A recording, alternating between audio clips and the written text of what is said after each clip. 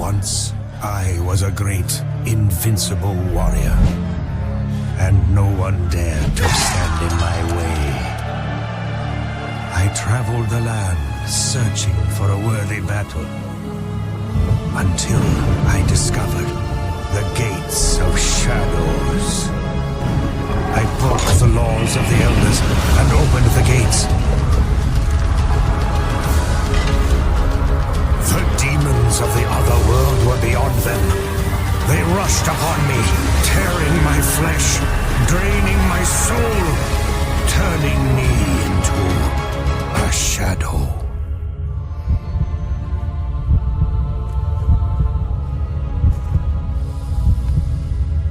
And now, for eternity, I am doomed to wander the world and fight the demons I freed.